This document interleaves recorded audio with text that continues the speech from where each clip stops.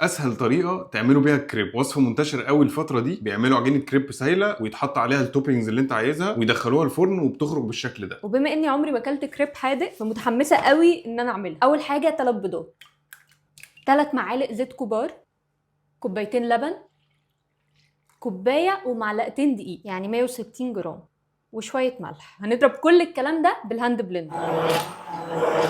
وبعد ما اتاكدنا ان مفيش اي كلكعه في الدقيق، هنجيب الصينيه بتاعه الفرن وهنجيب ورقه زبده هنقطعها، بس نتاكد ان كل الحروف دي طالع فيها ورق زبده عشان مفيش حاجه تخرج بره، وننزل بالعجينه على ورقه الزبده، نشيلها بقى على جنب. ودلوقتي هتيجي خطوه التوبينجز، تقدروا بقى تحطوا اللي انتوا عايزينه. احنا هنحط فلفل وسلامي وزيتون وجبنه،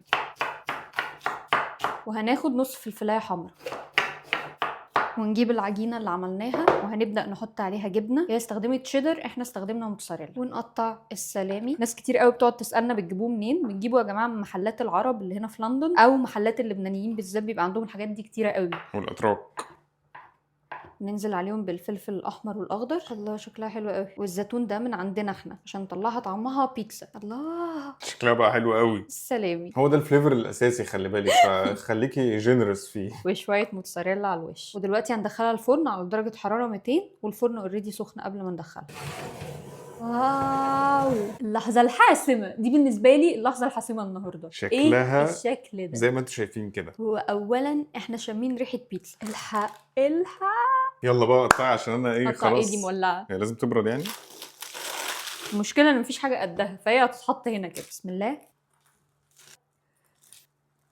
واو واحده كمان من النص، ونبدا نلفها كده. بسم الله. انا عايزه ادوق واحده من دي. هتفرق في ايه دي من دي؟ كده هاكلها كده مفروده. هو كريب بقى فالمفروض يتني كده. ايه العظمه ايه دي؟ ده احلى من البيتزا واحلى من الكريب. انا ما دقتش كريب قبل كده حادق. ده اختراع ناجح 100%.